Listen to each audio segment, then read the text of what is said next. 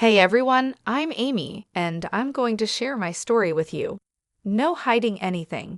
It all started when my mom passed away when I was born. My big brother, Patrick, was only 5 years old, and our dad couldn't handle the loss. He turned to drinking, which really hurt him. By the time I was 3, he was gone too. I don't remember any of this, but Patrick told me everything.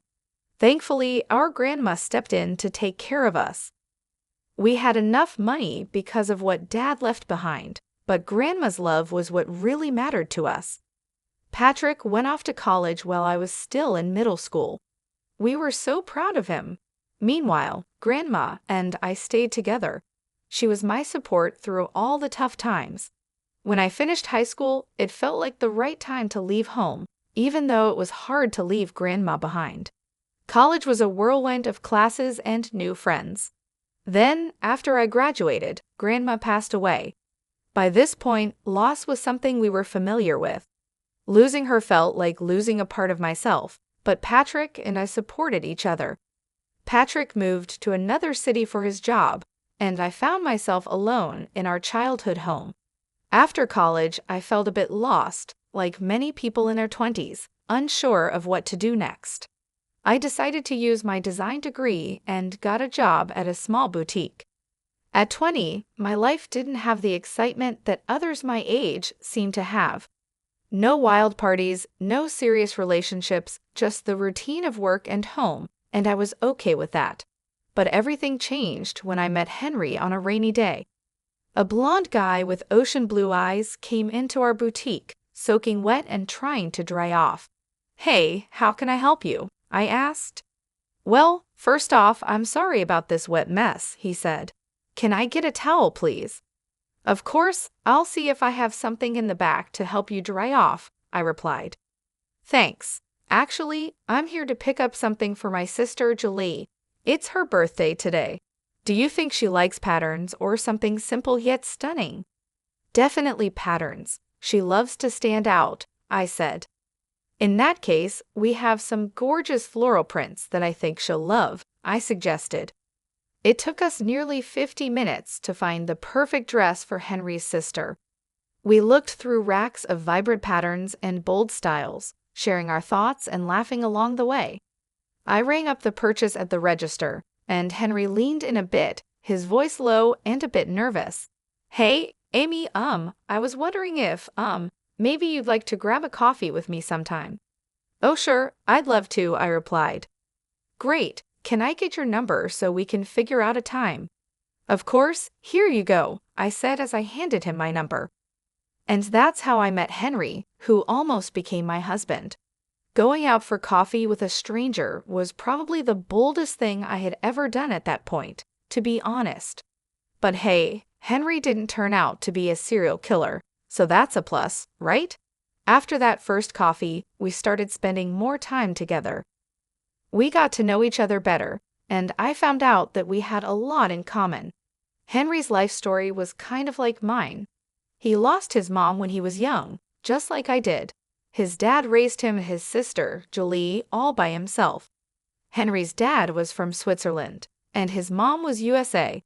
They met, fell in love, and Henry's dad moved from Switzerland to the United States. Henry had a job in the corporate world and was doing well for himself, but what really impressed me was how kind-hearted he was. You could just tell from the way he acted and treated people. Our casual hangouts turned into something more serious. We would spend weekends together, sometimes at my place, just enjoying each other's company. Things were going pretty smoothly between us. Then 2 weekends, my brother Patrick was visiting, and Henry was also around. It felt like the right time, so I officially introduced Henry to Patrick as my boyfriend. "Hey, Henry. Finally, I get to meet the guy who's got my sister head over heels." "Nice to finally put a face to the name, Patrick. How's life treating you?" Henry replied. "Pretty good, man. Running my own little business keeps me busy. It feels like raising a baby sometimes, you know? I'd love to talk more about it, but it's good to know you're here keeping my baby sister company," Patrick said. "Oh, come on, Patrick. I'm not a baby anymore. I'm 21, I said, rolling my eyes. All right, this house is really something. Thanks. Dad built it, but we didn't stay here much. We moved in with Grandma when we were kids. Amy filled you in, Patrick asked.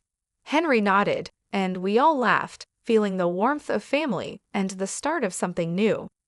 I bet she did. Sorry about your loss, man. Thanks, no worries. So, Amy said you're working hard down at the office on the 25th floor? Yeah, just a regular desk job, nothing exciting. Hey, every job has its value. Let's raise a glass to that. Absolutely. Here's to hard work paying off. Cheers. Henry and Patrick got along really well, and seeing them bond made me really happy. Eventually, I asked Henry to move in with me. He was practically living with me already, so it just made sense. He officially moved out of his rented apartment and became my roommate. Henry was the sweetest guy. He did all sorts of little things to make our home feel cozy and special. For example, he would surprise me with breakfast in bed on lazy Sunday mornings, making my favorite pancakes with extra syrup, just the way I liked them. He also left little love notes around the house for me to find. Sometimes I'd come home from work and find a cute message tucked into my bag or stuck to the fridge. It always made me smile and feel so loved. It wasn't just the big gestures that made Henry special, it was the little things too. He would always hold my hand when we were out walking or give me a warm hug when I was feeling down. He was always there for me, through the good times and the bad, and I couldn't imagine my life without him. We had been together for 3 years. Time sure flies by. Then, the day came when I finally got to meet Julie face to face. She had flown in from Switzerland and was planning to stay here for a while. We had spoken on the phone before, but she didn't seem very friendly during those calls. But hey, phone conversations can be awkward. She wanted to meet Henry, so I made sure to be prepared. Henry assured me that Julie was much nicer in person and told me not to worry. When Julie arrived, I tried to stay calm and greeted her with a friendly smile. She started speaking to Henry in Romansh, and I must have looked completely lost. Henry noticed and said, "Julie, remember Amy's here too. She doesn't speak any Romansh." "Oh my gosh, I'm so sorry, Amy. It's nice to finally meet you in person," Julie said, smiling. "I was just telling Henry how it took me a long time to find your house. It's beautiful though." "No problem at all, Julie. I'm sorry I couldn't understand you earlier." "It's okay. So Henry, you and Amy, huh? This is the longest relationship my brother has ever been in. You must be really special." "Well, what can I say? She really is." That night, with Julie and Henry chatting away in Romansh, I felt completely out of place. It was like I didn't belong. That's when I decided I needed to learn Romansh to fit in better with Henry's family. I secretly started taking lessons online whenever I could, even though running the boutique kept me pretty busy. Meanwhile, Henry had a big surprise planned. He was going to propose after we had been together for more than 3 years. He felt it was time. So he took me to the beach one day where he had also invited Julie, Patrick, and a few other close friends. He even asked Patrick for his blessing and promised to take care of me forever. It was a really special moment that made me so happy. After I said yes to the proposal, we jumped right into planning our wedding. We decided to get married in just 2 months. Some people might think it's a bit soon, but we both wanted a winter wedding, so we went for it. Planning the wedding was both exciting and overwhelming.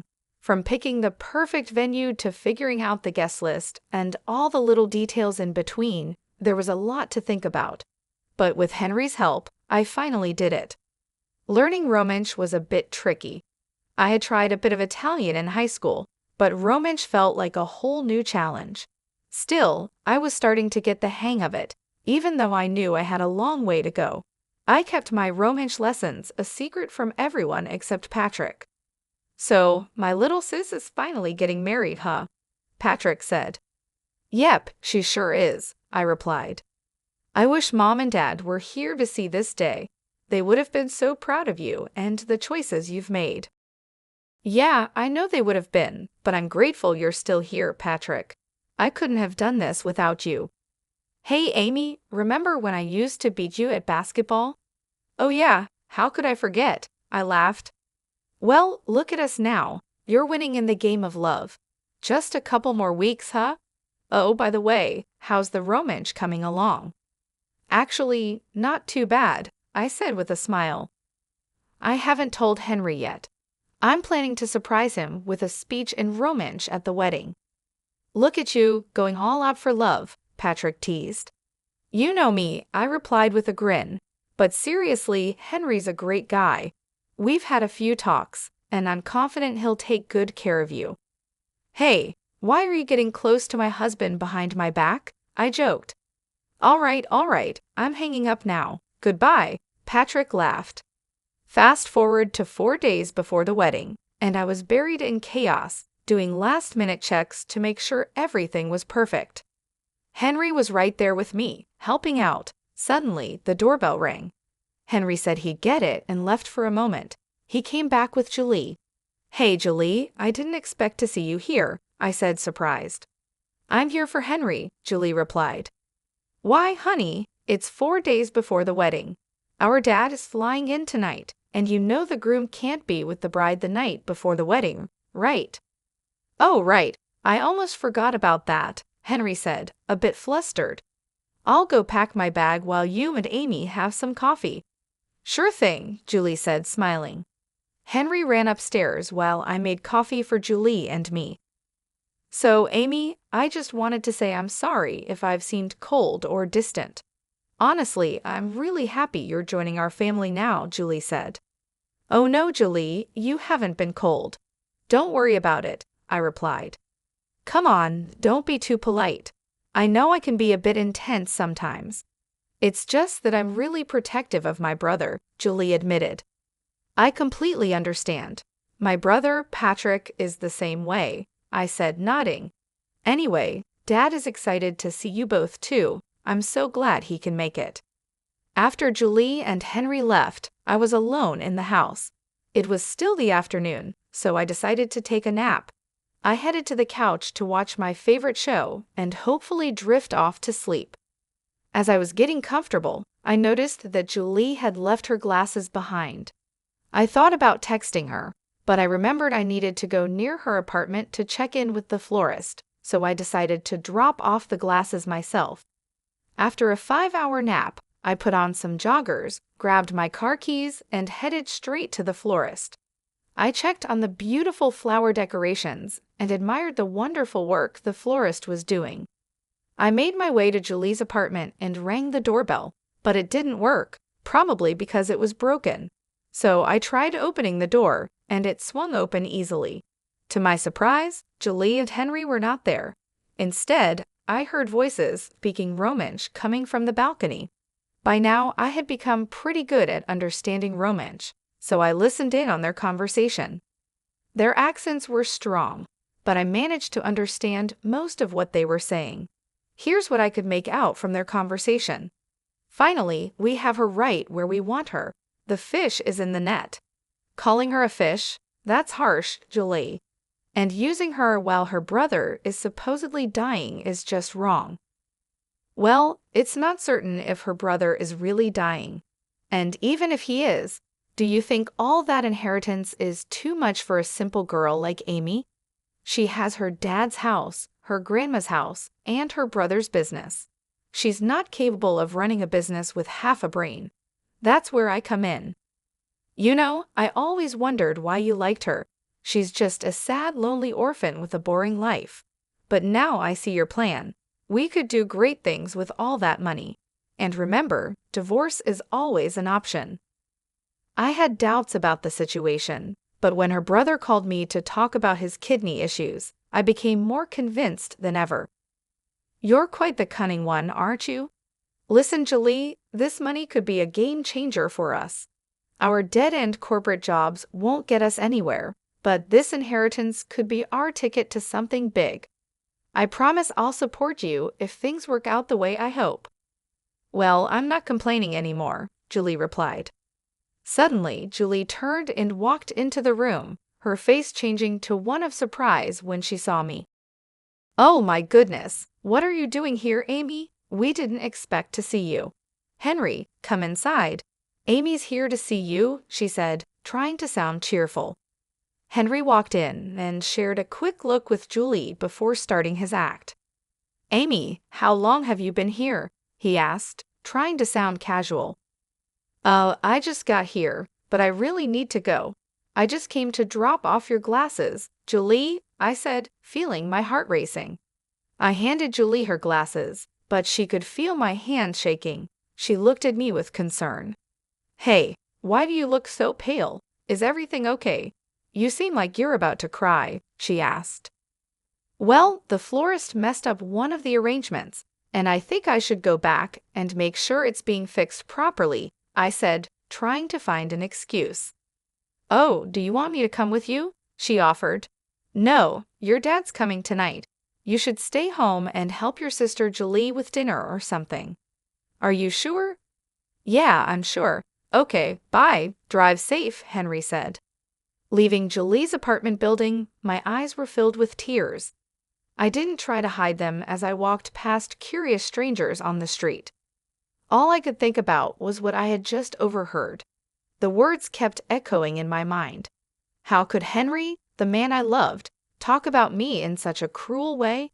And my brother's health, what about that? It was too much to handle.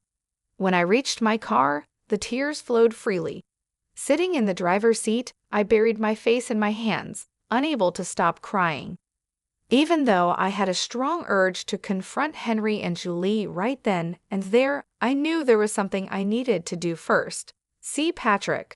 I was really worried about him, so I drove back home, hoping to find him there. Patrick was supposed to stay with me for the wedding, and I waited anxiously for him. After what felt like forever, Patrick finally arrived. When he saw me on the couch, crying with swollen eyes, he rushed over, clearly concerned. "Hey there, Amy, what's going on? You seem upset. Did something happen, or is it just cold feet before your big day?"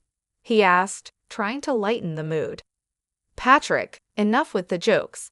I need to ask you something, and I need you to be honest with me. Are you sick?" I asked, my voice trembling. "Amy, don't worry about me. Your wedding is just around the corner, and you should be focusing on that," Patrick replied, trying to brush it off. "Patrick, please, I need to know if you're okay," I insisted.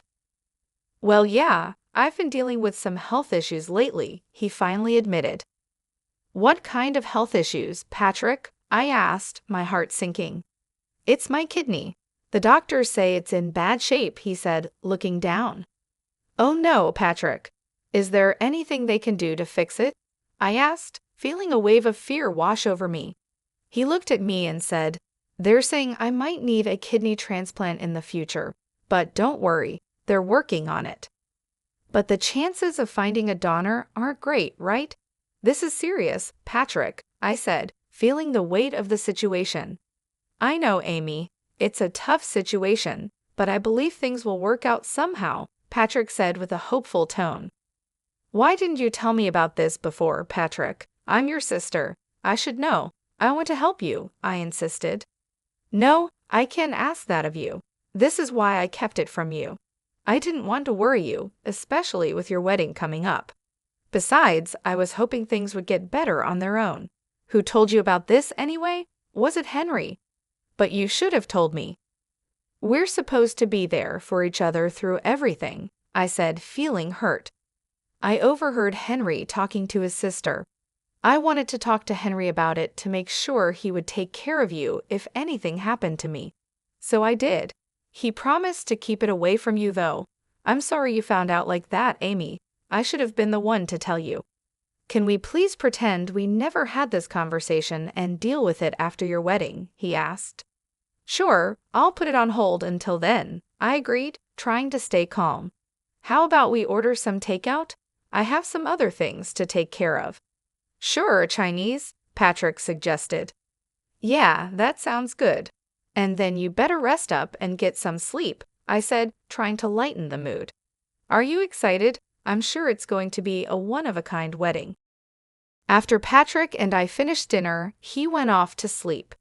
It had been an incredibly tough day for me, with so much to process. I decided not to tell Patrick about Henry and Julie's deceitful scheme. I didn't want to burden him with worry. Instead, I resolved to handle the situation myself and teach Henry a lesson he wouldn't forget. Reflecting on everything, I realized that Henry had been using me all along. He enjoyed the benefits of free housing and meals without contributing his fair share. Sure, he'd occasionally give me small gifts, but it hardly balanced things out. I had become his safety net, making sure his life was comfortable without any financial worries. It was a bitter pill to swallow, especially considering the love I had for him. Hearing Henry talk about my brother's health like it was no big deal made me furious. How could he be so heartless? I knew then that I couldn't let him get away with it. I planned to stay calm until the wedding, then reveal who Henry really was. My plan was simple: show everyone his true nature and let them see what kind of person he really was. I wanted him to face the consequences of his actions and watch his plan fall apart right in front of him. He needed to learn that his actions had consequences, and I was determined to make sure he did. The big day finally arrived. Imagine wearing a wedding gown, putting on a fake smile, and pretending everything's fine when deep down you know you're about to walk down the aisle just to break up with your fiancé in front of everyone. It was tough trying to stay calm and pretend in front of all the guests while my bridesmaids buzzed with excitement. It was getting harder by the minute. I hadn't spoken to Henry all morning anyway. After finally getting myself together and putting on my wedding gown, my friends did my hair and makeup. I was all set. One of my bridesmaids brought out a bottle of champagne to celebrate, but I wasn't in the mood. There was still time before the bride and groom's first look, or should I say the last one. Patrick was going to walk me down the aisle, and I thought it would be best to tell him about my plan now. So I asked my bridesmaids to send Patrick in and give us some space. "Hey, what's going on? You look a bit tense. Need someone to talk to?" Patrick asked. "Patrick, I've got something heavy on my mind. I need to tell you what's really going on," I said. "Are you nervous about your big speech? Want to practice with me once?" he asked, trying to help. "No, Patrick. There's something more serious. The thing is, Henry isn't who he seems to be. The other day, I overheard him talking to his sister." "I heard some things," I began. "What do you mean? What things?" Patrick asked, looking concerned. "It wasn't a casual chat. They were scheming. Patrick, Henry's in it for the money, and he's interested in your business too," I explained. "Are you sure about this?" he asked, shocked. "Absolutely. I wish I wasn't." "That snake, I should have seen it sooner," I said, feeling angry. "Why didn't you tell me?" he asked. "I didn't want to worry you, Patrick. But now that I know, I can't keep quiet. I'm going to confront him and give him a piece of my mind." "How could he do this to you, to us?" I said, determined to take action. "I don't want to let him get away with this easily. You know what? I'm going out there to tell everyone his real intentions, his boss, his colleagues, his family, his friends. They're all out there. His life will be ruined." "Are you sure about this, Amy? It's going to be messy," Patrick cautioned. "I've never been more sure of anything, Patrick. He needs to face the consequences of his actions," I said firmly. Henry and I had our first look, but I didn't look too excited. I could see Patrick trying hard not to punch Henry right then and there, but it was time for the final showdown. The music started playing, and Patrick walked me down the aisle. Henry, with his fake tears, stood there. I stood next to him, looking at the audience. Everyone was smiling warmly. Before the priest could start, I whispered in Henry's ear to leave politely. Then I took a deep breath and began speaking. "Hi, everybody. I want to thank you all for being here.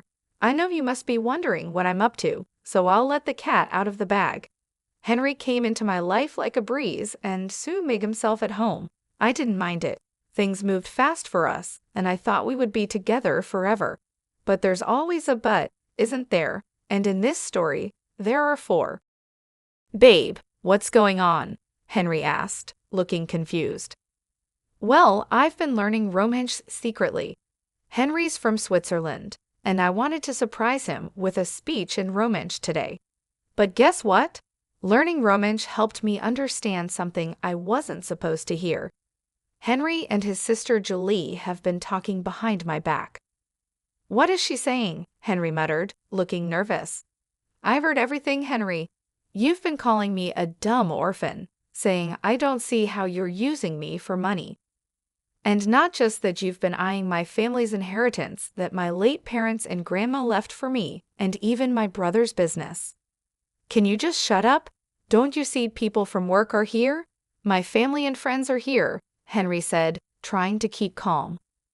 And that's why I needed to show your true colors so everyone can see who you really are. Hey everyone, I hate to ruin the vibes, but I came to speak up about Henry and tell you the truth. So yeah, the party's over, I said, looking around at the shocked faces. I needed a moment to gather my thoughts, so I quietly slipped away from the commotion. Henry and Julie's stunned expressions and their father's disappointed look were burned into my mind. Patrick stepped up, helping everyone to disperse and calm down. After shedding tears alone in my bridal suite for what felt like forever, a gentle knock interrupted my solitude. I hesitated before opening the door, expecting Patrick, but to my surprise, it was Henry. Do you realize what you've done? My dad's furious, and Julie is beyond angry, Henry said, clearly upset. And whose fault is that? I just told the truth, I replied. You could have talked to me privately first instead of accusing me in front of everyone. Now I don't even know if I'll have a job. My boss was already mad at me, and this might be the last straw. Where will I go? I don't even have my own place, Henry pleaded. That's the whole point, Henry. I can't believe I didn't see your true intentions sooner, I said, feeling a mix of anger and disappointment. Well, congratulations, Amy. You've ruined everything. I hope you and your stupid brother suffer all your lives, he spat. Get out, Henry. I don't want to see your face anymore, I said firmly. The rest of the wedding day is a blur in my memory. After finishing another bottle of wine and waiting for Patrick to see off the guests and clean up my mess, he finally drove me home. The first week after the wedding was filled with tears and support from friends and family. But it wasn't just my love life that was in turmoil. Patrick's health was also at risk. After gathering some strength, Patrick suggested I take time off work to be with him. I agreed and went to his home. There, we met with his doctors to see if I could be a kidney donor for him. Unfortunately, I wasn't a match. Despite the heartbreak, I knew I had to be strong, especially for Patrick. He had always been there for me, and now it was my turn to support him through this tough time. It wasn't easy, but I did my best to stay composed and hopeful for the challenges ahead. And now, here we are today, 6 years later. You might be wondering how things turned out for me and Patrick. Well, let me start with Patrick. Over these 5 years, there were many ups and downs. His health got worse, and there were times when I had to drop everything to be with him. But it was all worth it when I received a call from him this morning. Hey, Patrick, is everything all right? How are you feeling? I asked. Amy, I'm ecstatic. You won't believe what just happened. I got a call from my doctors, and there's a donor. They've scheduled me for surgery next week, he said, his voice full of joy. Wow, after 5 years, you've been so strong through it all. I'll be right there with you next week. This news makes me the happiest person alive, I replied, overwhelmed with relief. I'm really glad that my brother is finally going to be okay. As for me, I decided to really focus on my career. I moved up from my job at the boutique and started styling clothes for TV commercials and media. Things have been going pretty smoothly. In terms of my love life, I've started seeing someone new. It's only been a few months, but I have a good feeling about this one. As for Henry, he's kind of disappeared from my life. The last time I heard from him was about 3 years ago when he was having a tough time. He would call me up drunk, blaming me for his problems. But I've moved on from all of that. I'm in a much better place now, both mentally and emotionally. I'd like to share a piece of advice with anyone reading this. Always try to keep good intentions in your heart. What goes around comes around, whether it's good or bad.